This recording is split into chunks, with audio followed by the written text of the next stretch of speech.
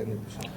Hi hello నమస్తే welcome to మా news. నేను పివి వర్మ. ఈరోజు ప్రధానంగా మనం చూసుకుంటే నిన్న కేటీఆర్ చేసినటువంటి ఒక సంచలన వ్యాఖ్య ఈరోజు పెద్ద ఎత్తున వైరల్గా మారుతూ ఉంది.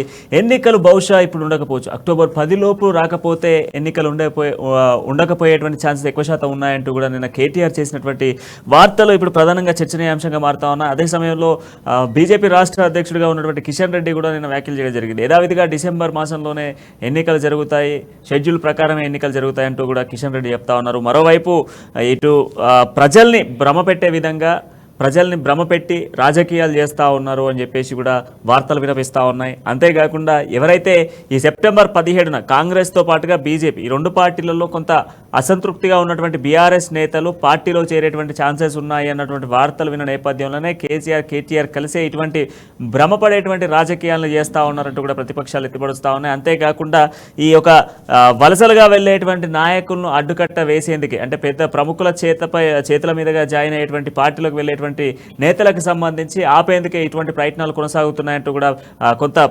వ్యూహాత్మకంగా ఆలోచించి కేటీఆర్ ఇటువంటి ట్వీట్ చేశారు అన్నటువంటి వార్తలు కూడా ఒకవైపు వెలువడుతూ ఉన్నాయి. సో దీనిపై చర్చ కొనసాగించబోతా ఉన్నాం. మనతో పాటుగా సామాజిక కార్యకర్త శ్రీకాంత్ గారు మనకు స్టూడియోలో అందుబాటులో ఉన్నారు. అదేవిధంగా బీజేపీ సీనియర్ నాయకులు సునీల్ గారు అందుబాటులో ఉన్నారు. అండ్ అదేవిధంగా అధికార బీఆర్ఎస్ పార్టీ నుంచి సీనియర్ నాయకులు సాంబశివరావు గారు కూడా మనకు లైన్లో అందుబాటులో ఉన్నారు.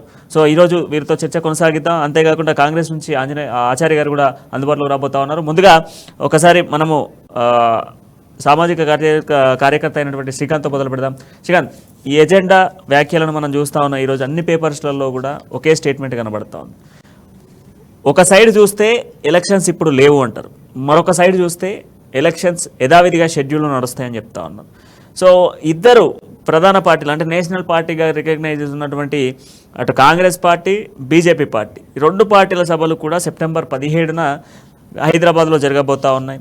దీంట్లో చాలా వరకు చేరికలు కూడా ఉండేటువంటి అవకాశాలు ఉన్నాయంటూ కూడా అధికార పార్టీ నుంచి కూడా వెళ్ళి చేరుతారు అన్నటువంటి వార్తలు కూడా మనం చూస్తా ఉన్నాం. సో ఈ నేపథ్యంలోనే వీటిని ఆపేందుకు అనుకోవాలా, లేదంటే నిజంగానే షెడ్యూల్ ప్రకారం ఎన్నికలు జరిగే ఛాన్సెస్ లేవా? ఇప్పుడు ఒక సామాజిక కార్యకర్తగా కాకుండా తెలంగాణ ఉద్యమకారునిగా, ఒక న్యాయ విద్యార్థిగా, ఒక న్యాయవాదిగా మీరు టీఆర్ఎస్ అది బీఆర్ఎస్ చేతలు చూస్తే ఏ రోజు మాట మీద నిలబడరు. వాళ్ళు దళిత ముఖ్యమంత్రి చేస్తా అని చెప్పారు, చేయలే. దళితులకు 3 ఎకరాలు ఇస్తా అన్నారు, చేయలే. ఈరోజు కేటీఆర్ గారు అమెరికా నుంచి వచ్చి హుటాహుటిన ఎన్నికల గురించి మాట్లాడారు. ఫస్ట్ ఆఫ్ ఆల్ వాళ్ళ పార్టీలోనే ఉన్న అంతర్గత కలహాలనే అతను తీర్చలేకపోయిండు. ఎలక్షన్ టికెట్లు ప్రకటించేటప్పుడు అమెరికా కురికిపోయిండు. అతను నమ్ముకున్న వాళ్ళందరినీ రోడ్డు మీద తెచ్చిండు. సో ఈరోజు కేటీఆర్ గారి ప్రెస్ మీట్ చూస్తూ ఉంటే చాలా బాధ అనిపిస్తుంది. తెలంగాణ ఉద్యమంలో ఎవరున్నారో ఆయన ప్రశ్నిస్తుండు. అరే దొంగలన్నీ పక్కన పెట్టుకొని ఎవరున్నారని అడుగుతా ఉన్నావు, ఎంత సిగ్గుచేటండి. నీ తెలంగాణ ఉద్యమంలో ఎవరు తలసాని శ్రీనివాసరావు ఎక్కడున్నారండి, వారు పువ్వాడాజీ ఎక్కడున్నారని ఎవరున్నారు? మీ మినిస్టర్లలో ఎవరు తెలంగాణ ఉద్యమంలో పనిచేసిన? సబితా ఇంద్రారెడ్డి చేసిందా? ఎంతమందిని చంపింది సబితా ఇంద్రారెడ్డి హోమ్ మినిస్టర్గా ఉన్నప్పుడు? మీకు తెలియదా? ఈరోజు ప్రజలని మభ్యపెట్టే విధంగా ఎలక్షన్ స్టంట్ పేరుతో ఈరోజు మీరు వచ్చి ప్రకటనలు చేస్తూ ఉన్నారు. కానీ ఇక్కడ వానలు పడి, వర్షాలు పడి, రోడ్లు, ఇల్లులు, ప్రజల జీవన వ్యవస్థ అంతా అతలాకుతలమైంది. అవన్నీ మాట్లాడకుండా వచ్చి ప్రజలను మభ్యపెట్టే విధంగా మీరంతా స్వార్థబుద్ధ రాజకీయాలు చేస్తూ ఈరోజు కాంగ్రెస్ మీద మీరు విమర్శ చేస్తారు, బీజేపీ మీద మీరు విమర్శ చేస్తారు, మీరు బాగుంటారు. ప్రజలు ఈరోజు అందరూ కూడా బాధపడుతూ ఉన్నారు. వానలు పడి నాలాల్లో ఈరోజు పిల్లలు కొట్టుకోపోతూ ఉంటే వీటి మీద ఏ సోయి లేదు. కానీ ఈరోజు వచ్చి ఎలక్షన్ మీద చేస్తూ ఉన్నారు. అరే ఎలక్షన్ జరిగే ప్రాసెస్ ఎలక్షన్ కమిషన్ చూసుకుంటుంది, పార్టీలకు ఏం సంబంధం? మీరు చెప్పడానికి ఎలక్షన్ కమిషన్ అనేది ఒక రాజ్యాంగ సంస్థ ఉంది కదండి. బీజేపీ నిర్ణయిస్తాడా, కాంగ్రెస్ నిర్ణయిస్తాడా, టీఆర్ఎస్ నిర్ణయిస్తారా? రాజకీయ పార్టీ ఎట్లా నిర్ణయిస్తుందండి ఒక ఎలక్షన్ డేట్ని? ఎలక్షన్ కమిషన్ ఆఫ్ ఇండియా ఉన్నది. ఇంకోటి మీకు సెషన్ లాంటి ఎలక్షన్ కమిషన్లు వస్తే అప్పుడు బుద్ధి వస్తుంది. అరే ప్రజలకు ఇచ్చిన వాగ్దానాలని మీరు నిలబెట్టుకోవాలా. 4 ఏళ్ల సమయం గడిచింది. లాస్ట్ ఇయరే ముందస్తుగా పోయినారు. ముందస్తుగా పోయి ఒక సంవత్సరం టెన్యూర్ చేయాల్సిన అభివృద్ధి పనులన్నింటినీ కూడా వెనుకకు నెట్టేసి ముందస్తుకు పోయినారు మీ స్వార్థం కోసం. కానీ ఇప్పుడు మీ మీద వ్యతిరేకత వస్తుందని చెప్పేసి మీరే ప్రజల్లో ఒక అయోమయానికి గురి చేస్తూ ఉన్నారు. యువారినే బాధ్యతమైన రెస్పాన్సిబిలిటీ పొజిషన్లో ఉన్నారు, మీరు ఒక మంత్రిగా ఉన్నారు. కానీ మీరు ఈరోజు ఎలక్షన్ మీద మాట్లాడుతూ ఉన్నారు. ఎలక్షన్ మీద కాదు, డెవలప్మెంట్ మీద మాట్లాడండి, ప్రజల కష్టాల మీద మాట్లాడండి. ఈరోజు రండి హైదరాబాద్ గల్లీలో పోదాం, ఏ రోడ్డు బాగున్నా చెప్పండి. ఒక వెస్ట్ సైడ్ డెవలప్మెంట్ చేస్తే అయిపోతుందా? ఒక్కొక్క గల్లీలో ప్రతి ఒక్క నియోజకవర్గంలో రోడ్డు తవ్వి పెట్టినారు. 4 ఏళ్లలో డెవలప్మెంట్ చేయలేదు. 4 నెలల్లో ఎలక్షన్లు ఉన్నాయని చెప్పగానే అది డ్రామా మీరు క్రియేట్ చేసినారు. ముందస్తుగా ఎలక్షన్ స్టంట్ని క్రియేట్ చేసింది ఎవరు? ఎలక్షన్ అభ్యర్థిని ప్రకటించింది ఎవరు? మీరు కాదా? మీరు కాదా చెప్పండి. మీ నుంచి పారిపోతారు, మీ మీద అవినీతి పనులను మీరు ప్రకటించినారు. సో ఈరోజు ఎలక్షన్ డ్రామాగా కేంద్రీకృతం చేయడానికి ఇది ఆడుతున్నటువంటి నాటకమే తప్ప ప్రజలకి ఏ విధంగా మంచి చేసే ఆలోచన లేదు. ఈ రాజకీయ పార్టీలు అన్ని ఒక్క చెట్టు కింద పెట్టలో చేరి ఎలక్షన్ డ్రామా చేస్తున్నారు, కానీ డెవలప్మెంట్ ఏం చేసిన ప్రజలకు అనేది తెలియజేస్తలేరు. సునీల్ గారు మీరేమంటారు? ఈరోజు 2 స్టేట్మెంట్లను మనం చూస్తే ఇందులో బీజేపీ స్టేట్మెంట్ కూడా ఉంది. యథావిధిగా డిసెంబర్లో ఎన్నికలు జరుపుతామని చెప్తా ఉన్నారు. బట్ ఇప్పుడు చూస్తే ఎన్నికల కమిషన్ అనేది కేంద్రం చేతిలో ఉన్న అంశమే. సరే, దాని విషయం పక్కన పెడితే ఇప్పుడు కిషన్ రెడ్డి గారు చెప్తున్నటువంటి అంశాన్ని మనం చూస్తే షెడ్యూల్ ప్రకారం ఎన్నికలు జరుగుతాయని చెప్తా ఉన్నారు. అయితే ఇప్పుడు బీఆర్ఎస్ పార్టీ భ్రమపూరితమైన రాజకీయాలు చేస్తూ ఉందా, లేదా ప్రజల్ని భ్రమ పెట్టేటువంటి ప్రయత్నం చేస్తూ ఉన్నారా, లేదా భయపూరిత రాజకీయాలు చేస్తూ ఉందా? ముందుగా అమ్మ టీవీ ప్రేక్షకులకు మరియు మా ప్రణయ్కి, సామాజిక కార్యకర్త సోదరుడు శ్రీకాంత్కు, అట్లాగే మా అత్యంత శ్రేయోభిలాషి నాకు బాగా తెలిసిన అన్న పరిటాల సాంబశివరావు అన్న బీఆర్ఎస్ గారికి, తర్వాత కాంగ్రెస్ నుంచి చారి గారు వస్తారని విన్నాం. వారికి కూడా ముందుగా నా నమస్కారాలు తెలియజేస్తున్నాను. ఇప్పుడు ముఖ్యంగా ఈ ఎలక్షన్స్ విషయంలో పోతే 9 సంవత్సరాలుగా మనల్ని అధికారంలోకి నడిపిస్తున్నటువంటి రాష్ట్రంలో బీఆర్ఎస్ పార్టీకి ఎప్పుడు కూడా ఎన్నికల తొందర తప్ప ఇంకో తొందర ఉండదు. అంటే ఏ కోణంలో పోయినా దాన్ని ఒక ఎలక్షన్ కోణంలో తీసుకుపోవడమే తప్ప అసలు నిజంగా ప్రజలు మ్యాండేటరీ మనకి ఏమి ఇచ్చిండ్రు, మన మ్యాండేటరీలో మనం వాళ్ళకి ఏం కంప్లీట్ చేయగలిగాం, ఏది కూడా సకాలం అంటే పూర్తి కాలం అనేది చేయడం బీఆర్ఎస్ పార్టీ రాష్ట్రంలో నేర్చుకోలే. ప్రతిదీ ఏదో ఒకటి కొట్టాలి, ఎలక్షన్ రావాలి, ఎవరన్నా సచ్చినా ఎలక్షన్ మూమెంటే, ఎవరన్నా బతికినా ఎలక్షన్ మూమెంటే. కనీసం కొన్ని సందర్భాలు తీసుకుంటే ఇప్పుడు మనకు దుబాకలో ఒక చనిపోయిన వ్యక్తి మీద ఎలక్షన్ జరిగింది. ఆ ఎలక్షన్ కూడా ఎంత ఖర్చుతో చేసిందంటే నిజంగా అన్ని పార్టీలతో మాట్లాడుకొని రాజశేఖర రెడ్డి గారు ఉన్నప్పుడు ఒక సందర్భం ఉంటుండే, ఎవరైనా చనిపోతే పార్టీలందరినీ పిలిచేసి వాళ్ళ ఇంటి వ్యక్తికి ఒక పార్టీ అంటే దాని మీద ఎట్లాంటి ప్రజాధనం కానీ టైం కానీ వేస్ట్ చేయకుండా. రెండవది, ప్రజలలో బీఆర్ఎస్ పార్టీ అనేది మేము పాతకపోయి మేమే ఉండాలని కోరుకోవడం తప్పులేదు, కానీ వంకర మార్గంలో ప్రతిసారి ఇప్పుడు కేటీఆర్ గారు ఉన్నారు, కేటీఆర్ గారు వర్కింగ్ ప్రెసిడెంట్ అంటే కేసీఆర్ తర్వాత కేటీఆర్ వారి వారసత్వంగా సీట్ రిజర్వ్ చేసుకున్నారు, అక్కడికి బాగానే ఉంది. ఇక్కడ సీట్ల గొడవ నడుస్తుంటే ఆయన విదేశీ పర్యటనలకు వెళ్ళిపోయాడు. ఇందాక మా సోదరుడు చెప్పినట్టు విదేశీ పర్యటనలో ఉన్నాడు. ఇక్కడ ఏం జరిగిందో తెలియదు, మిగతా వాళ్ళు ఆయన కోసం వెయిట్ చేస్తూ ఉన్నారు. అంటే టికెట్ ఇయ్యనోడు కూడా బీఆర్ఎస్ఏ ఉంది, టికెట్ ఇచ్చిన వాళ్ళకు కూడా బీఆర్ఎస్ ఉందని ఒక భ్రమ కల్పించేశారు. సో ఇది ఏమైపోతుందంటే మీ వల్ల ఏంటి ఉపయోగం ఈ రాష్ట్రానికి? ఇప్పుడు ప్రజాయుధము ఓటును ప్రజలు వేస్తారు, మీరు కాదు వేసేది, నాయకులు కాదు. నాయకులు గెలిపించే ప్రజలు. ఇవాళ జమ్లింగ్ పద్ధతి అంటున్నాం, లేకపోతే ఈ పద్ధతి అంటున్నాం. ఇవాళ మా రాష్ట్ర అధ్యక్షులు కిషన్ రెడ్డి గారు మాట్లాడి అంటే ఎన్నికలు యాజ్ పర్ షెడ్యూల్ ప్రకారంగా పోతాయి అనేది తనకున్న సమాచారం ప్రకారంగా మాట్లాడినారు. రెండవది, అసలు అది ఎప్పుడు ఎలక్షన్ కమిషన్ ఆ మాట చెప్పింది కాబట్టి అతను ఆ మాట అనగలిగిండు. వీళ్ళు చెప్పినవి చెప్తారు, చెప్పరాని చెప్తారు, వినరాని కూడా చెప్తారు. అంటే ఏం జరుగుతుంది ఈ రాష్ట్రంలో? అంటే ఒక పార్టీ మేము శాసిస్తున్నాము, ఈ వ్యవస్థ అంతా మాది, మేము ఏం చెప్తే గదే నడుస్తుంది, ఇతర పార్టీలలో న్యాయమయం చేయడం. ఇప్పుడు చాలామందికి ఏమైపోయిందంటే మొన్న ఒక్క చిన్న మాట కొంచెం ఎలక్షన్ లేట్ అవుతాయట అనగానే అరే సెలక్షన్గా ప్రకటించిన వాళ్ళు ఎవరికి సీట్లు రావటంటే ఒక్కొక్కటి ఆగమాగమై తిరుగుతున్నారు పాపం. అంటే ఎన్నో పుకార్లు నేర్పడం, ఎన్నో భయాలు ఇట్లా ప్రకటించడం అనేది కరెక్ట్ కాదు. రెండోది ఏంటంటే ఎలక్షన్ కమిషన్ ఆఫ్ ఇండియా ఉన్నది ఎందుకు? ఖచ్చితంగా ఏ రాష్ట్రాల్లో ఎప్పుడు జరగాలి ఇవన్నిటి మీద ఎలక్షన్ కమిషన్ చూసుకుంటది కాబట్టి ఏ పార్టీ కూడా తొందరపడి ముందే కోడి కూయొద్దు అనేది నా ఉద్దేశం. అదే మాటకు సంబంధించి మనకు అధికార బీఆర్ఎస్ పార్టీ నుంచి సాంబశివరావు గారు ఉన్నారు, ఆయనతో మాట్లాడదాం. సాంబశివరావు గారు, కేటీఆర్ గారు విదేశీ నుంచి వచ్చిన వెంటనే మాట్లాడినటువంటి మాట ఇప్పుడు హాట్ టాపిక్గా మారుతున్న సిచ్యువేషన్స్ కనబడుతూ ఉన్నాయి. బహుశా అక్టోబర్ 10 లోపు నోటిఫికేషన్ రాకపోతే ఎన్నికలు ఏప్రిల్ లేదా మే నెలకు మారతాయి అన్నటువంటి మాటలు ఏవైతే నిన్న ట్విట్టర్ వేదికగా ఆయన అనౌన్స్ చేసినటువంటి మాటలు ఈరోజు రాష్ట్ర వ్యాప్తంగా చర్చనీయంగా మారుతున్నాయి. అంతేకాకుండా పలు అంశాలకు కూడా దారితీస్తూ ఉన్నాయి. సో మరి దీనికి మీ దగ్గర నుంచి వచ్చేటువంటి సమాధానాన్ని కూడా ఎదురు చూస్తూ ఉన్నారు. ఎందుకనంటే ఒకటి, భ్రమపడే విధంగా రాజకీయాలు చేస్తూ ఉన్నారు. 2, రేపు పొద్దున 2 నేషనల్ పార్టీలుగా ఉన్నటువంటి కాంగ్రెస్ అదేవిధంగా బీజేపీ, రెండు పార్టీలకు సంబంధించినటువంటి భారీ బహిరంగ సభలు జరగబోతా ఉన్నాయి. ఒకవైపు అమిత్ షా, మరొక వైపు సోనియా గాంధీ, ఇద్దరు కూడా తెలంగాణలో అదే హైదరాబాద్కు రాబోతా ఉన్నారు.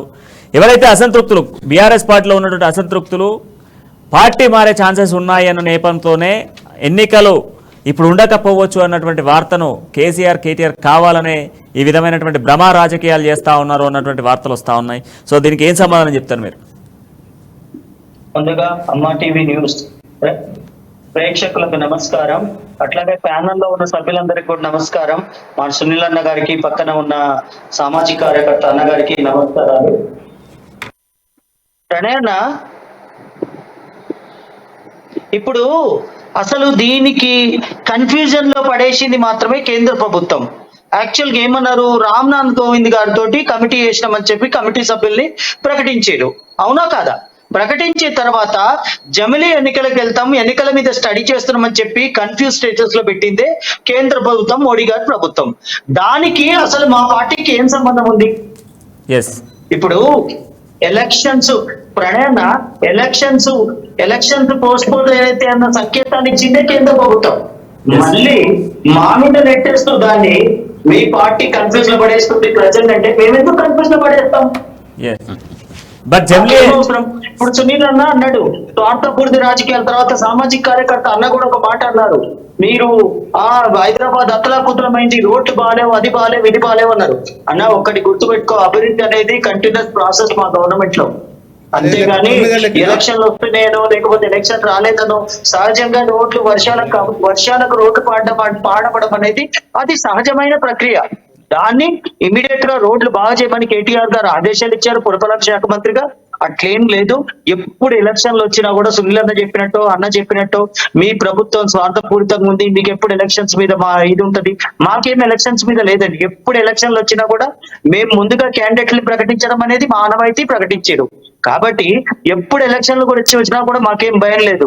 సింహం సింగిల్ గా వస్తుంది. మళ్ళా రాబోయేది బీఆర్ఎస్ పార్టీ, ముచ్చటగా మూడోసారి గవర్నమెంట్ ఫామ్ చేసేది బీఆర్ఎస్ పార్టీ. కాబట్టి దీనికి భయపడాల్సిన అవసరం మాకేందండి. ఇప్పుడు అన్న చెప్పండి అన్న. ఒక ప్రశ్న, జమిలీ ఎలక్షన్స్ కి సంబంధించి 6 నెలల వరకు కూడా దానికి సంబంధించిన ప్రక్రియ కొనసాగాలి. దాంతోపాటు అన్ని రాష్ట్రాల ఒప్పందాలు కావచ్చు, దాదాపుగా కూడా ఉన్నటువంటి భారతదేశంలో ఉన్నటువంటి అన్ని రాష్ట్రాలతో కంపేర్ చేసుకుంటే 14 రాష్ట్రాల అంగీకారం జమిలీ ఎలక్షన్స్కి కావాలి. దాదాపు 245 సీట్ల ఎంపీ సీట్ల అంగీకారం కూడా జమిలీ ఎలక్షన్స్ పెట్టాలి అన్నటువంటి అభిప్రాయ సేకరణ. వీటన్నిటిపై కూడా ఇంటర్నల్గా జరుగుతూ ఉంది. ఇది ఒక 6 నెలల ప్రాసెస్ అనేది అందరికీ క్లియర్ టైటిల్. బట్ ఇక్కడ ఏంటి అని అంటే జమిలీ ఎలక్షన్స్ వస్తాయి కావచ్చు, వస్తే నోటిఫికేషన్ ఏప్రిల్ మేలో ఉంటుంది. పార్లమెంట్తో పాటుగా అసెంబ్లీ ఎన్నికలను కూడా నిర్వహించే దిశగా కూడా కేంద్రం సన్నాహాలు చేస్తూ ఉంది అని చెప్పేసి కేటీఆర్ గారు చెప్పినటువంటి వార్త. ఇప్పుడు ఏ పార్టీ చెప్తలేదు జమిలీ ఎలక్షన్స్ గురించి. ఏ పార్టీ జస్ట్ వస్తాయి కావచ్చు, ఉంటాయి కావచ్చు, వచ్చినా కూడా ఈ టర్మ్ వస్తాయా అనేది మాత్రం క్లారిటీ లేదు. అయినప్పటికీ కూడా కేవలం ఈరోజు రేపు 17వ తారీఖు జరగబోతున్నటువంటి సభను బేస్ చేసుకునే, సభకు ముందుగా అయితేనే పార్టీ మారేటువంటి నేతలు, ఏదైతే బీఆర్ఎస్ పార్టీ మారేటువంటి నేతలు జంపు కాకుండా ఉంటారు అనేటువంటి ఆలోచనతోనే ఇది వేసిండు అనేది వార్త. అవన్నీ ప్రతిపక్షాలు మీరు అనుకుంటున్న న్యూస్. అవి కేటీఆర్ గారి ఉద్దేశం అది కాదు. కేటీఆర్ గారి ఉద్దేశం అది కాదండి. ఆయన ట్విట్టర్ లో పెట్టిన విధంగా ఈ ఎలక్షన్లు పోస్ట్పోన్ అయితే చేయొచ్చు, కేంద్ర ప్రభుత్వం చేస్తుంది అన్నట్టుగా మాట్లాడిండు. ఎందుకంటే December 9th లోపు ప్రభుత్వం ఫామ్ కావాలి, లేకుంటే అప్పటి నుంచి అపధర్మం ప్రభుత్వం అవుతుంది, లేకపోతే రాష్ట్రపతి పాలన వస్తుంది. కాబట్టి కేటీఆర్ గారు అన్నది ఏంటి, కేంద్ర ప్రభుత్వం ఇచ్చిన స్టేట్మెంట్ బట్టి అన్నారు. కానీ ఏదో రేపు తోఫా సభల 17వ తారీఖు వాళ్ళ సభలతోటి ఎవరికేముందండి.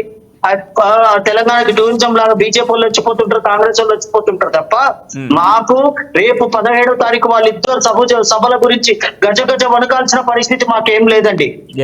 సునీల్ అన్నకు తెలుసు, బీజేపీ 3rd స్టేజ్ పోయింది. అసలు బీజేపీ 3rd ప్లేస్ పోయిందని సునీల్ అన్న కూడా తెలుసు. అందుకే సునీల్ అన్న నవ్వుతున్నాడు. సో నేను అనేది ఏంటంటే, రేపు మీ 17వ తారీఖు మీరు కాంగ్రెస్ పెట్టినా బీజేపీ సభలు పెడితే ఇప్పుడు ఇక్కడ ఎవ్వరు వణుక్కునేది లేదు. వాళ్ళే జబ్బలు దర్చుకుంటున్నారు. ఎందుకంటే మా సభలు సక్సెస్ అయితే మా దాంట్లోకి ఎవడో వస్తారు. అసలు ఒక విషయం చెప్పమంటే అండి, చేరికల మీద బేస్ అయిన పార్టీ ఏదో ఉందంటే కాంగ్రెస్ బీజేపీ అండి. ఒక్కటి ఓపెన్ గా చెప్తున్నా, మా దాంట్లో నుంచి లీడర్లను మభ్యపెట్టి పైసలు ఇచ్చి మీకు పోస్టులు ఇస్తామని చెప్పి మభ్యపెట్టి తీసుకునే పార్టీలు కాంగ్రెస్ బీజేపీ పార్టీ. మాకేమవసరం అండి?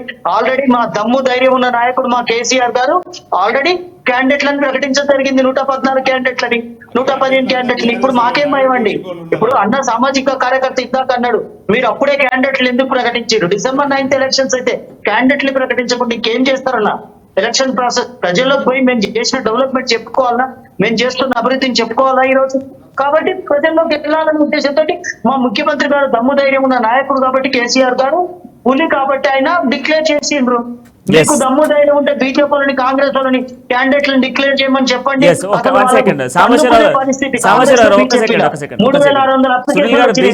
సునీల్ గారు కూడా ప్రశ్న వస్తా ఉంది. సాంబశివరావు గారు ఒక్క సెకండ్. సునీల్ గారు, ప్రతి కార్యకర్త పనికిరాని కార్యకర్తలు ఎమ్మెల్యేకి అప్లికేషన్ పెట్టుకుంటారు. ఇలాంటి బీజేపీ సంస్కృతి, ఇలాంటి కాంగ్రెస్ సంస్కృతి.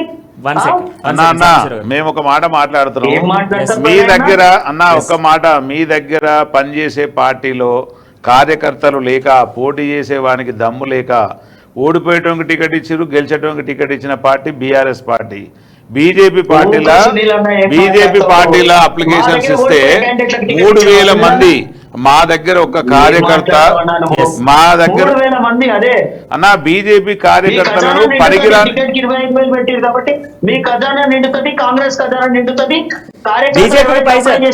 బీజేపీ రూపాయి తీసుకోకుండా అప్లికేషన్ పత్రం. సార్ అన్న, మేము ఒకటి క్లియర్ చేయాలి ప్రణయ్ గారు. బీఆర్ఎస్ పార్టీకును ఇతర పార్టీలకు ప్రజలకున్న అపోహ ఏంటంటే, బీజేపీ చాలా సచ్ఛీలత కలిగిన పార్టీ. రెండవది, మేము ఇచ్చే బయోడాటా ఫామ్ కూడా ఆఫీసులకు వెళ్ళి ఫ్రీ ఆఫ్ కాస్ట్గా తీసుకొని అప్లికేషన్ ఎంతమంది ఎమ్మెల్యేలకు వేస్తారయ్యా అంటే 3000 పైసలకు అప్లికేషన్స్ దాటినాయి. ఇంతమందిని అప్లికేషన్ తీసుకునే దమ్ము ధైర్యం బీఆర్ఎస్కు ఉందా? లేదు, బీజేపీ మాత్రమే ఉంది. రెండవది, ఇందాక చేరికల గురించి బీజేపీతో మాట్లాడితే, బీజేపీ ఎవరిని గుంజుకోలేదు, బీజేపీ ఎవరిని రమ్మనలేదు, బీజేపీ ఎవరిని పొమ్మనలేదు. మీరు బీఆర్ఎస్ పుట్టిందే లేదా టీఆర్ఎస్ పుట్టిందే,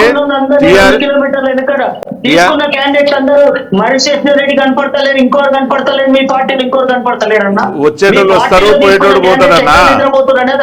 అన్న, వచ్చేవాడు వస్తాడు, పోయేవాడు పోతాడు. మీ దాంట్లోకి వెళ్ళి ఎంతమంది పోతున్నారు అనేది మీరు చూసుకోండి. అదే అన్నా,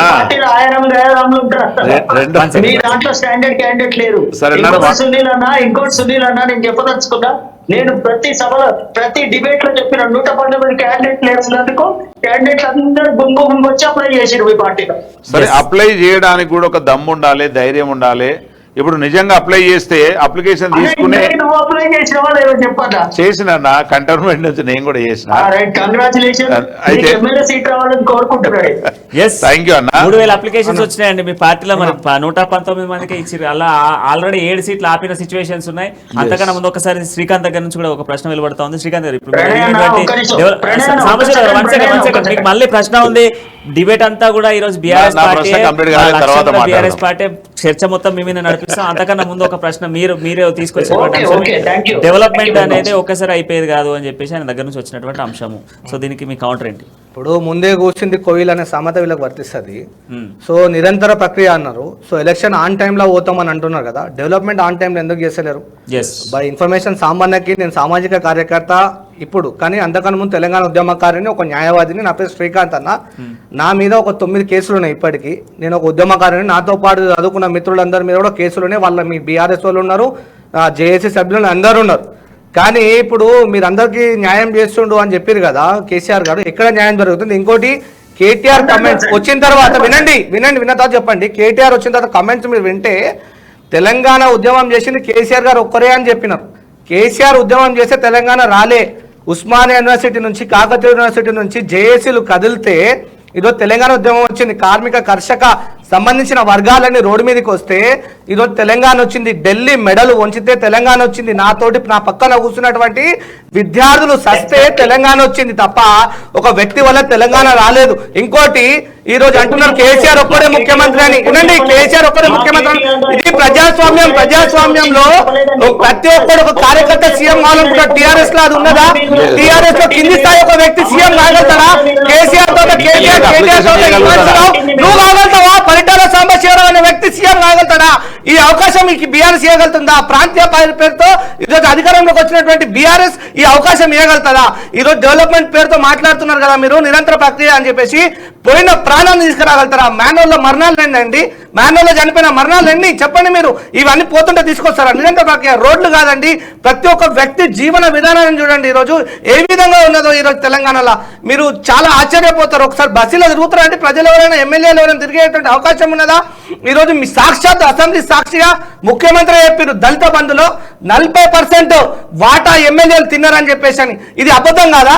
నిజమా చెప్పండి? అబద్ధమా నిజమా చెప్పండి. సాక్షాత్ ఒక ముఖ్యమంత్రి తన ఎమ్మెల్యే నింద చేసినప్పుడు అక్కడ ఎమ్మెల్యేలు పారిపోతారనే ఒక ఏమంటే భయంకృత భావనతో ఈరోజు ముందస్తుగా వాళ్ళందరినీ కూడా టికెట్లు ఇచ్చి ఆపుకున్నాడు. ఈరోజు తెలంగాణలో టీఆర్ఎస్ పై బీఆర్ఎస్ పై చాలా వ్యతిరేకత ఉన్నది. మీరే చెప్పండి ఆత్మసాక్షిగా, మీరే ఉద్యమకారుడు అయితే కౌశిక్ రెడ్డి అనేటువంటి ఎవరండి? సబితా ఇంద్రారెడ్డి ఎవరండి? పువ్వ రాజయ్య ఎవరండి? రాజ్యసభలో ప్రాతినిధ్యం వహిస్తున్నటువంటి వ్యక్తులు ఎవరండి?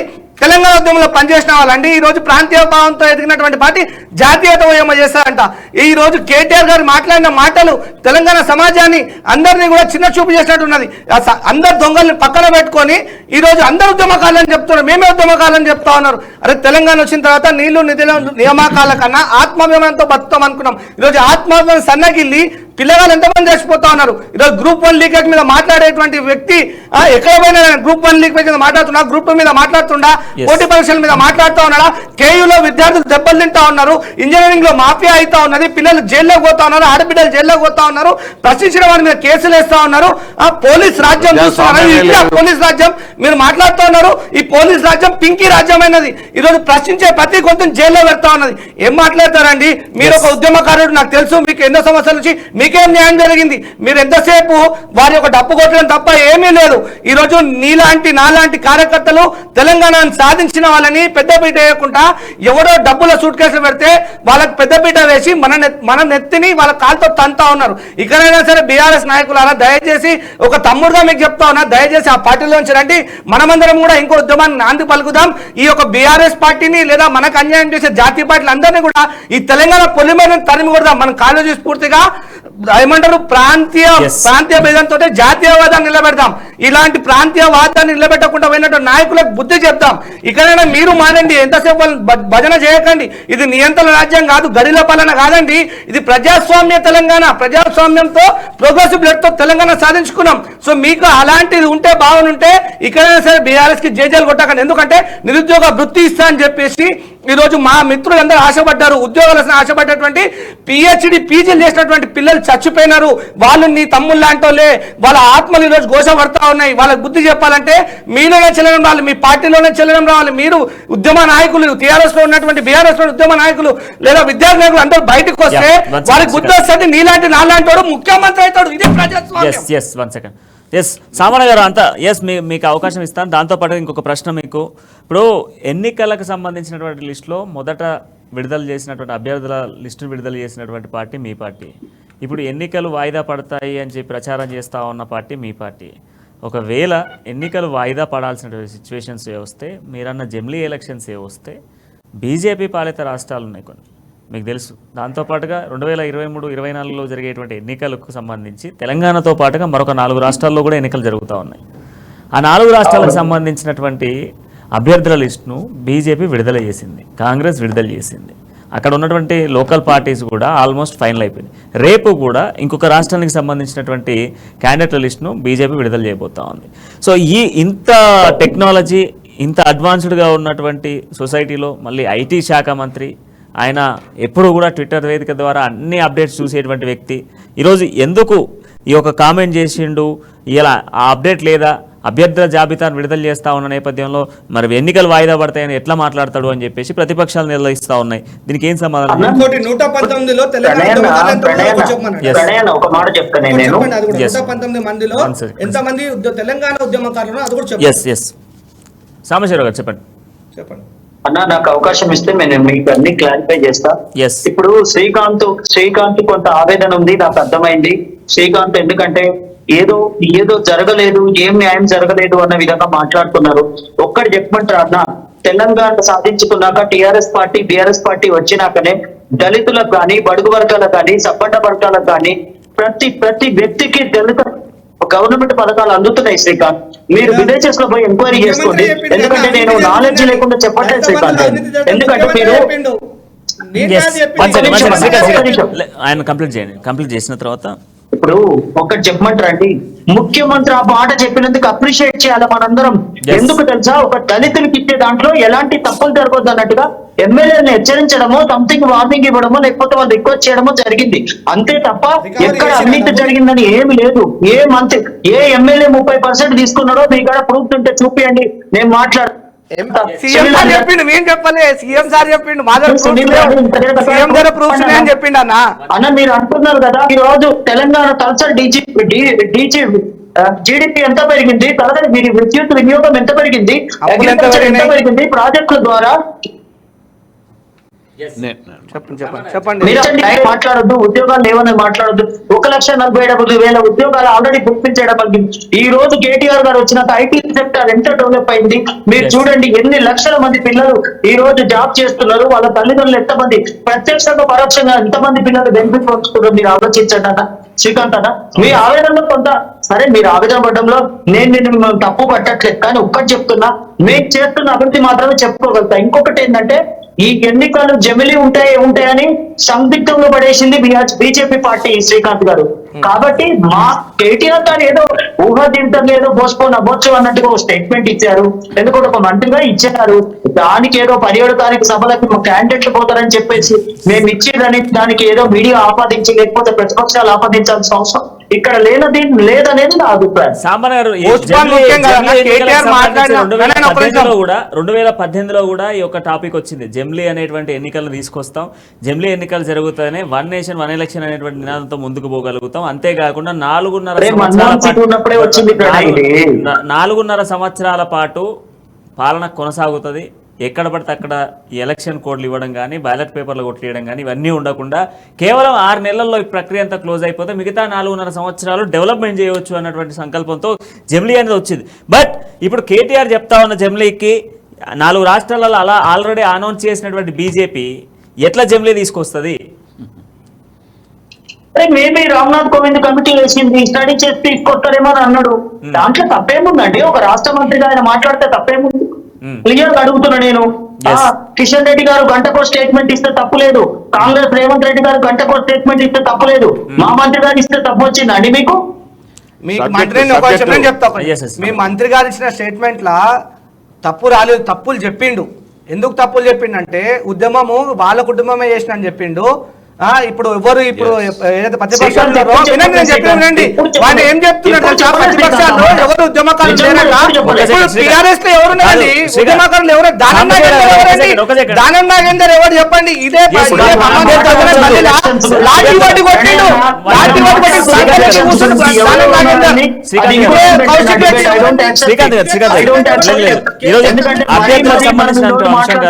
అభ్యర్థులకు సంబంధించిన విషయం కాదు.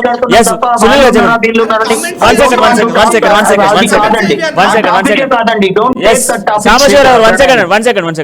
గారు చెప్పండి. ముఖ్యంగా బీఆర్ఎస్ తరఫున సాంబశివరావు గారు వత్తాసు పలుకుతున్నారు, నిజంగా మాట్లాడుతున్నాడు. వాస్తవంగా సాంబన్న అంతరాత్మ కూడా తెలుసు ఏం జరుగుతుంది బీఆర్ఎస్లో, ఏముంటుంది అనేది అన్న అంతరాత్మకు వదిలేద్దాం. సరే, పార్టీగా కాబట్టి మాట్లాడుతున్నాడు. ఇక్కడ నేను అన్నకు కొన్ని విషయాలు చేయదలుచుకున్నా. First of all, BJP party అనేది అది ఒక మంచి పార్టీ ఎట్లా అంటున్నామంటే, ఇంట్లో కుటుంబ రాజకీయాలకు, వారసత్వ రాజకీయాలకు స్థానమే లేదు. నంబర్ 1. నంబర్ 2, ఇవాళ ఎక్కడో ఉన్నటువంటి రాష్ట్రపతి ఎవరిని చేసినాం, వీళ్ళు ఎక్కడ ఉన్న మొరుము ఏడికి తీసుకొచ్చి మేము రాష్ట్రపతిని చేశామో దయచేసి అదొకటి గమనించండి. అంటే ఇక్కడ ఏమవుతుంది, రాజకీయ పార్టీలో ఇక్కడ ఎవరికైనా అవకాశం ఉన్నది కేవలం ఏకైక వేదిక బీజేపీ మాత్రమే. ఇవాళ మా కిషన్ రెడ్డి గారు రాష్ట్ర అధ్యక్షులు ఉన్నారు, ఆయన అతి సామాన్య కార్యకర్త.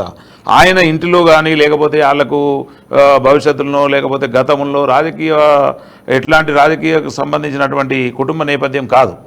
తర్వాత ఇలా మా డాక్టర్ కె లక్ష్మణ్ గారిని చూస్తే ఆయన కుటుంబ నేపథ్యం ఉన్న రాజకీయ పార్టీల కుటుంబం నుంచి రాలే, ఆయన కూడా అతి సామాన్య కార్యకర్తగా వచ్చి ఇలా ఎక్కడ ఉన్నాడు దేశంలో వాళ్ళ పరిస్థితి లేదు మీకు తెలుసు.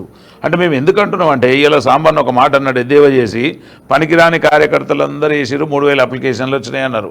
నిజంగా ఈ పనికిరాని కార్యకర్తలు బీఆర్ఎస్లో మాకంటే ఎక్కువ ఉన్నారు. వాళ్ళు ఎవరన్నా కనీసం ఒక కార్పొరేటర్కు టికెట్ ఇచ్చి కేసీఆర్ ముందు నిలబడే అర్హత ఉందా? అర్హత లేదు అన్నారు. నేను అది మాట మీరు వెనక్కి తీసుకోవాలి, నేను రికార్డు చూపిస్తా. లేదన్న అన్నారు ఇది ఆవేశంలో. Okay, it's no problem, no problem, slip అవుతుంది. అయితే మేము ఏమంటున్నాం అంటే ఇలా 3000 అప్లికేషన్లకు అవకాశం ఇచ్చినామంటే బీజేపీ పార్టీలో స్వేచ్ఛ స్వాతంత్రం ఉన్నట్ట లేనట్ట ప్రణయ్ గారు మీరు గమనించాలి. రెండవది, ఇవాళ ఈరోజు నిజంగా ఈ మోసపూరితమైనటువంటి బీఆర్ఎస్ పాలన ఏ ఒక్క వర్గాన్ని కూడా సంతృప్తి చేయలే. ఎందుకు చేయలేదు అంటున్నాం అంటే ఇప్పుడు ఇందాక మా సోదరుడు ఆవేదన వ్యక్తం చేస్తూ ఉన్నాడు, నిరుద్యోగుల గురించి కూడా మాట్లాడిండు సోదరుడు శ్రీకాంత్. నిరుద్యోగులకు వృత్తి ఇస్తా అని చెప్పేసి 9 ఏళ్ళు అవుతుంది. ఈనాటికి మీరు మేనిఫెస్టోలో పెట్టి ప్రజలలో హామీ ఇచ్చి ఈనాటికి 3 రూపాయలు కూడా ఇవ్వలేదు. దానికోసం ఇవాళ బీజేపీ చిత్తశుద్ధితో ఇందిరా పార్కు దగ్గర మా కిషన్ రెడ్డి గారు రాష్ట్ర అధ్యక్షులు 24 గంటల దీక్షలో కూర్చున్నాడు. ఇలా దాన్ని కూడా భగ్నం చేసే ఆలోచనలో ఉన్నారు.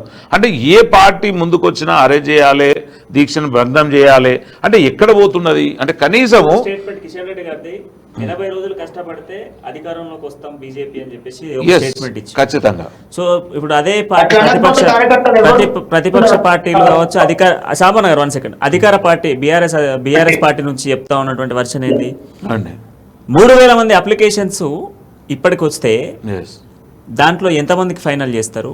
80 రోజులలో టికెట్లు కన్ఫర్మ్ అయ్యి 80 రోజులలో వాళ్ళు ప్రచారం చేసుకొని నిలిచి గెలిచే సీన్ ఉందా?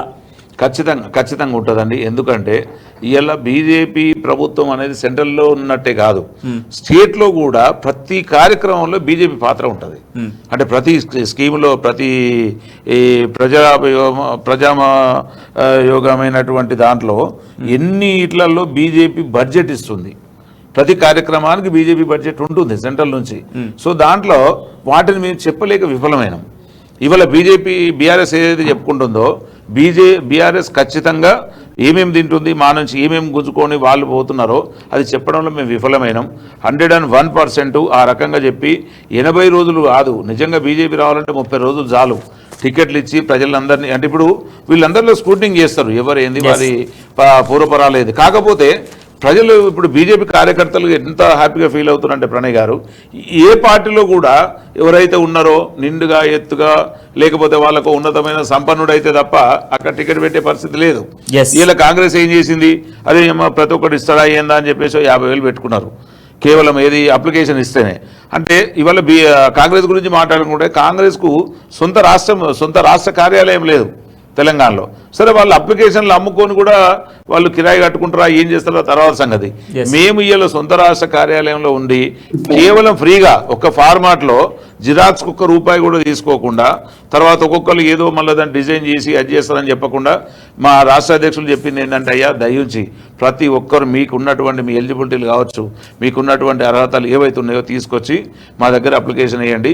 దాన్ని కేంద్రం ఒక కమిటీ వేసి పరిశీలించి ఆ పరిశీలించిన 115 మందిలో కూడా మళ్ళీ ఢిల్లీకి పంపించేసి ఈ 119 మందిలో ఎవరిని పెడదామన్నారు. ఇన్ని రోజులు అన్ని పార్టీలు మాట్లాడినాయి, బీజేపీకి 119 సీట్లలో పోటీ చేసేటటువంటి క్యాండిడేట్ లేడు అని చెప్పి దేవా చేసిండ్రు. అంటే మేము ఆ మాట నిరూపించుకోవడానికి కాదు, నిజంగా అవకాశంలో ఆశాభావులు ఇంతమంది ఉన్నారు. That is BJP. కనుక బీజేపీలో ఇవాళ మన మోడీ గారిని కూడా చూసుకుంటే ప్రధానమంత్రిగా ఒక ఛాయ వాళ్ళ అంటారు ఇవాళ. అంటే అట్లాంటివి ఆయన ఇవాళ దేశ ప్రధానిగా కూర్చునే అవకాశం ఉంది అంటే అది బీజేపీ గొప్పతనం కాదంటారండి. బీజేపీని ఏ విధంగా మనం తక్కువ చేసి మాట్లాడగలుగుతారు? ఎవరికి కూడా మాట్లాడే హక్కు లేదు. ఇవాళ సాంబన్న గారిని కూడా నేను అడుగుతున్నా, కనీసం ఉప్పల్ నుంచి అన్నకు ఎమ్మెల్యే ఒకవేళ ఆయన బయోడాటా ఇస్తే ఆ బయోడాటా నబ్బా నీకు నువ్వు మాకు ఇచ్చేటోను అయినావా అనే క్వశ్చన్ వస్తుంది తప్ప అరే సాంబన్నకి ఏం తక్కువ అండి? ఇప్పుడు మా సాంబశివరావు గారు అన్ని రకాలుగా ఎలిజిబుల్ ఉన్న వ్యక్తి, ఆయనకి ఎందుకు ఇస్తారు? ఎందుకు ఇవ్వరు టికెట్? ఏమన్నా అడిగితే ఏమంటారు? అరే నీకెందుకు ఇచ్చేది లేరా ఎంతో మంది అంటే ఎప్పుడు కూడా ఇప్పుడు 3 సంవత్సరాలుగా అంటే 3 టర్ములు ఒక్కడే ఎమ్మెల్యే ఉంటే బీఆర్ఎస్ పార్టీలో జెండాల మోస్టర్లు ఎక్కువ ఉన్నట్ట కాదా? అంటే వీళ్ళు కేవలం జెండాల మోసి వాళ్ళ జీవితాలంతా సరిపోతున్నాయి. మేమేమో అభ్యర్థిస్తున్నాం అంటే మా బీజేపీ పార్టీ లాగా ప్రతి పార్టీలో కూడా కార్యకర్తకు అవకాశం ఇవ్వండి, కార్యకర్తలను పైకి తీసుకురండి, ఎమ్మెల్యేలను చేయండి, ఎంపీలను చేయండి, చట్టసభలకు పంపండి. మా బీజేపీలో మీరు అనొచ్చు ఇలా ఓటు బ్యాంకు లేదు, టైం తక్కువ ఉంది అని. దీనికోసం అనేది రాష్ట్ర అధ్యక్షులు కిషన్ రెడ్డి గారు ఏ రకమైనటువంటి వ్యూహాలు పన్నాలు అట్లాంటి వ్యూహాలు పన్నిరు. ఖచ్చితంగా రాబోయే ఎలక్షన్లో ఏం జరుగుతుందో మీరే చూస్తారు. బీఆర్ఎస్ సంబరపడుతున్నట్టుగా ఏ సీటు కూడా గెలవరు. ఎందుకంటే వాళ్ళకు ఉన్నటువంటి తప్పిదాలన్నీ వారి నెత్తి మీదనే ఉన్నాయి కాబట్టి ఖచ్చితంగా వాళ్ళ పాపాలు కడుక్కోవాల్సిన అవసరం ఉంది. సునీల్ అన్న 1 సెకండ్. సామాన్య ఎస్ మీ దగ్గరికి వస్తా ఉన్నా, మీ వర్షం నేను. ఇప్పుడు సునీల్ అన్న చెప్పినట్టు నేను ఎప్పుడు ఎమ్మెల్యే టికెట్ అడగలేదు. ఫస్ట్ పాయింట్ నేను అడుగుతున్నది ఓన్లీ మీలాంటి కార్యకర్తలు, సామాన్య గారు క్లియర్ మీలాంటి కార్యకర్తలు, ఉద్యమకారులు చాలా మంది అధికార పార్టీలో ఉన్నారు. వాళ్ళ పరిస్థితి ఏంటి? అదే అన్నా నేను ఏమంటున్నా, దయచేసి వినండి ప్రణయ్ అన్న, ఒక్క మాట వినండి. చెప్పండి. నేను ఎప్పుడు ఎమ్మెల్యే టికెట్ అడగలేదు మా పార్టీని. నేను అడుగుతున్నది ఒక్కటే, నేను ఒక వైశ్య బిడ్డగా ఉప్పంలో పనిచేస్తున్నా, 15 ఏళ్ల నుంచి నేను పనిచేస్తున్నా. నేను ఎప్పుడైనా మా ముఖ్యమంత్రి గారికి దండం పెట్టి, కేటీఆర్ గారికి దండం పెట్టి అని చెప్పింది ఒకటే, అన్న నాకు ఒక నామినేటెడ్ పోస్ట్ ఇవ్వండి, నేను పార్టీ కోసం ఇంకా పనిచేస్తా, ఇంకా ఉత్సాహంతో ముందుకెళ్తా అని చెప్పి మాత్రమే అడగడం జరిగింది. కానీ ఏ రోజు కూడా నేను ఎమ్మెల్యే టికెట్ అడగలేదు. దానికి నేను ఎలిజిబుల్ అవుతానో కాదో కూడా నాకు తెలియదు. నేను ఓన్లీ నామినేటెడ్ పోస్ట్ మాత్రమే అడుగుతున్నా మా కేడర్. ఇంకొక ప్రశ్న, మా పార్టీలో first priority Telangana, second priority Maharashtra అని చెప్తా ఉన్నారు. సో దాంతో పాటుగా ఎన్నికలు వాయిదా పడితే, ఒకవేళ అక్టోబర్ 10th లోపు నోటిఫికేషన్ రాకుండా లేకపోతే ఎలక్షన్స్ వాయిదా పడితే మా పార్టీలో ఉన్న విభేదాలన్నీ కూడా సద్దుమణిగిరిచే విధంగా మేము ప్రయత్నాలు కొనసాగిస్తాము. అంతేకాకుండా 90 స్థానాలకు పైగా, ఇంతకుముందుకు 105, 100 సీట్లు చెప్పేటువంటి కేటీఆర్ గారు ఇప్పుడు 90 సీట్ స్థానాలలో విజయం సాధిస్తాము. మాకు ఎటువంటి ఎన్నికల ప్రచారం అవసరం లేదు.